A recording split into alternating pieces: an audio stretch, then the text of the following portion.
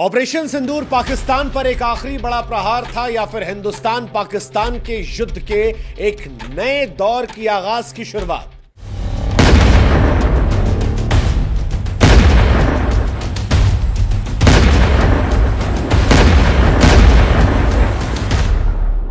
क्या ऑपरेशन सिंदूर में जो कुछ हुआ उसके बाद और भी कुछ बड़ा होने वाला है?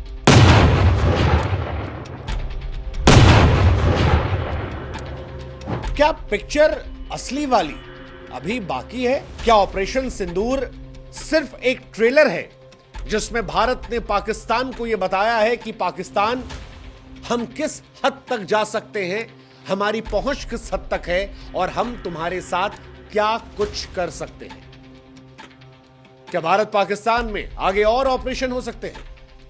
पूर्व थल सेना अध्यक्ष मनोज मुकुंद नरवणे ने जब यह कहा कि पिक्चर अभी बाकी है, तो सिर्फ ये एक बयान नहीं था, ये भारत की रणनीति और पाकिस्तान के लिए मानो आखिरी चेतावनी थी। यह सवाल पैदा कर रहा था कि क्या पाकिस्तान पर और बड़े प्रहार होने वाले हैं? क्या इंडिया पाकिस्तान के युद्ध के नए दौर की शुरुआत हो रही है?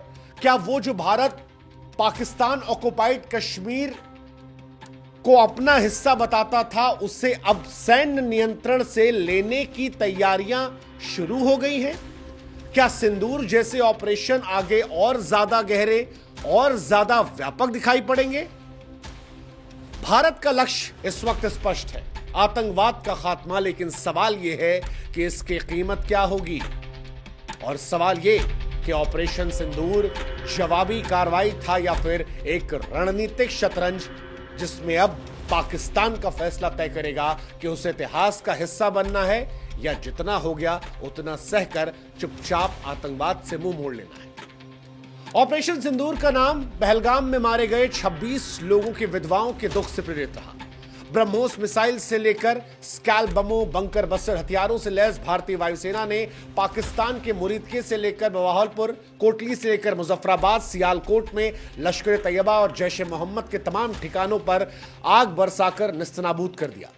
लेकिन इस कार्रवाई के बावजूद भारत बार बार कह रहा है कि यह कार्रवाई संतुलित है, यह गैर उकसावे वाली कार्रवाई है। इसमें पाकिस्तान के सैन्य ठिकानों को निशाना नहीं बनाया गया।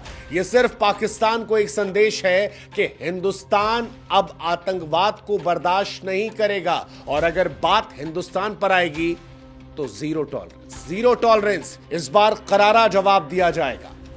और यह आपको विदेश सचिव विक्रम मिस्त्री के बयान से भी नजर आ रहा होगा। उन्होंने कहा कि पाकिस्तान आतंकवाद का गढ़ बन चुका है। ऑपरेशन सिंदूर पीड़ितों को न्याय और भविष्य के हमलों को रोकने का जरिया था। लेकिन सवाल फिर यही कि क्या यह बयान यह संकेत दे रहे हैं कि यह केवल जवाबी कार्रवाई थी या भारत अब मन बना चुका है कि आतंकवाद का मूल नाश होगा, पीओके और पाकिस्तान के भीतर फैले आतंक की जड़ों को जड़ से उखाड़ दिया जाएगा? क्या है इस पिक्चर अभी बाकी का मतलब? क्या इसके जरिए पीओके पर हिंदुस्तान की नजर है? जनरल नरवणे का बयान भारत की रणनीतिक गहराई का प्रतीक है। सुरक्षा विशेषज्ञ मानते हैं कि यह 3 तरह की बातों को दर्शाता है। पहला, भारत आतंकी ढांचे को खत्म करने के लिए और सर्जिकल स्ट्राइक कर सकता है। दूसरा यह कि पीओके में आतंकी ठिकानों पर बड़े पैमानों पर हमला हो सकता है। तीसरा, अगर पाकिस्तान ने जवाबी कार्रवाई की तो फिर भारतीय सैन्य संघर्ष के लिए पूरी तरह से तैयार है। अब सवाल यह है कि इसके बाद फिर क्या होगा? युद्ध होगा, शांति होगी या फिर छद्म युद्ध देखने को मिलेगा? क्योंकि ऑपरेशन सिंदूर को लेकर अभी भी पशुपेश है कि अंतिम प्रहार था या नए युद्ध की शुरुआत। पाकिस्तान ने जिस तरह से जवाबी कार्रवाई की है, उसी पर सीज़फायर उल्लंघन किया है, पाकिस्तान जिस तरह से कश्मीर के आम लोगों को निशाना बना रहा है, ऐसा लग रहा है कि पाकिस्तानी अब बौखलाए हुए हैं। भारत इसको लेकर सतर्क है। भारत जानता है कि पाकिस्तान ताकत लगाएगा और इसलिए भारत भी अपने अगले कदम को लेकर तैयार है। भारत पीओके में और ज्यादा सर्जिकल स्ट्राइक कर सकता है। मसूद अजहर जैसे जो बचे कुछ आतंकवादी हैं उनको निशाना बना सकता है। रक्षा सूत्रों का यह कहना है कि भारत ने अपनी मिसाइल डिफेंस सिस्टम और नौसेना को फिलहाल हाई अलर्ट पर रखा है। इसके अलावा भारत कूटनीतिक दबाव बना सकता है। भारत एफएटीएफ में और जीवन में पाकिस्तान को लगातार घेर रहा है। अगर पाकिस्तान ब्लैकलिस्ट होता है तो उससे उसकी अर्थव्यवस्था पर भारी संकट आएगा और पाकिस्तान बर्बाद हो जाएगा। अगर युद्ध की आशंका होती है, पाकिस्तान जवाबी हमला करता है तो यह पूर्ण युद्ध में तब्दील हो सकता है। दोनों देशों के पास परमाणु शक्ति है और इससे वैश्विक संकट भी पैदा हो सकता है।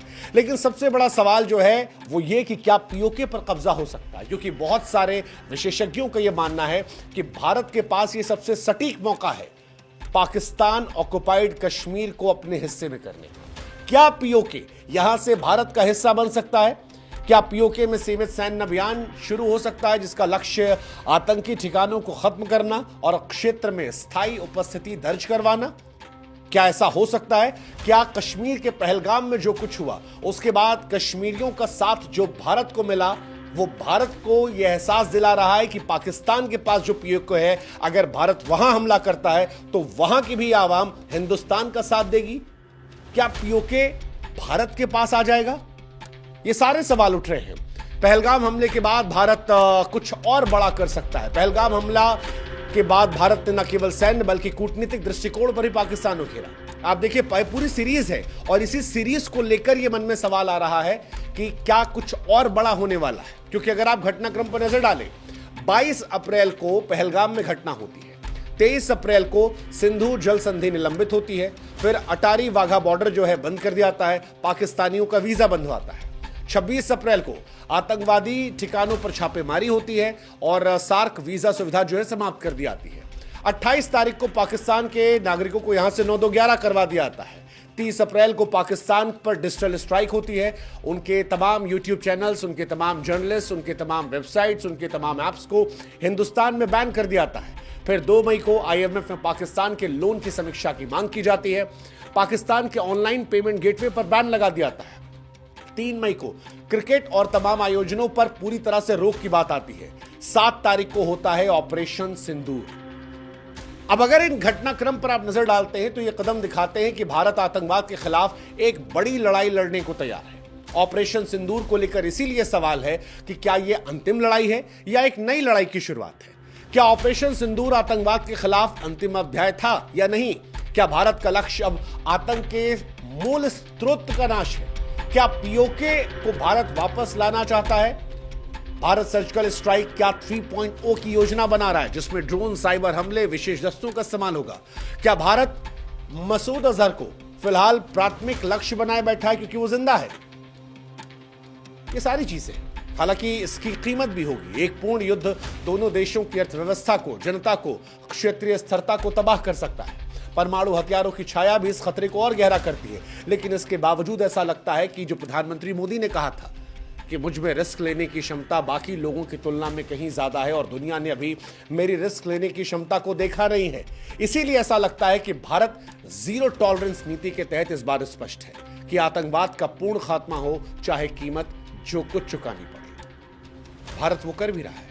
ऑपरेशन सिंदूर ने मसूद अजहर पाकिस्तानी सरकार को कटघरे में खड़ा किया। वो मसूद जो 1999 के कंधार अपहरण, 2001 के संसद हमले, 2019 के पुलवामा हमले का मास्टरमाइंड है, अब वो भारत के निशाने पर है। आज वो फूट फूट कर रो रहा है, अपने परिवार को लेकर मातम मना रहा है। पाकिस्तान सरकार पर भी दबाव है।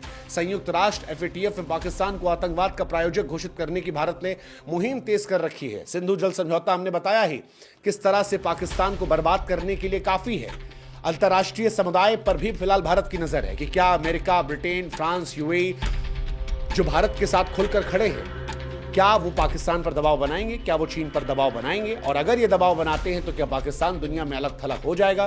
क्या ये वैश्विक शक्तियां तनाव को कम करना चाहेंगी या फिर चीन की तरह अपने हितों का ध्यान रखना चाहेंगी? क्या ये युद्ध को भड़काएंगी? और अगर युद्ध भड़कता है तो फिर वैश्विक संकट क्या आ जाएगा? ये सब देखने की बात होगी। लेकिन कुल मिलाकर कहानी यही है कि जो कुछ ऑपरेशन सिंदूर में हुआ वो अंत नहीं है, वो शुरुआत है। ऐसा लगता है कि ये युद्ध की आहट है।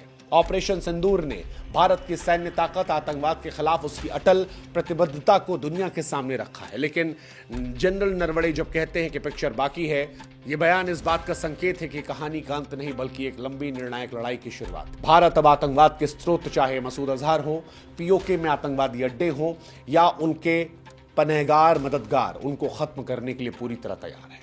पाकिस्तान के सामने अब सिर्फ 2 रास्ते बचे हैं। एक, आतंकवाद को छोड़कर शांति की राह चुन लो, या भारत की अगली और शायद सबसे घातक कार्रवाई का सामना कर लो। मसूद अजहर उसके जैसे आतंकवादियों का समय अब खत्म हो गया है, लेकिन सवाल यह भी कि क्या पाकिस्तान सबक लेगा या फिर पिक्चर का अगला दृश्य युद्ध की तबाही लाएगा।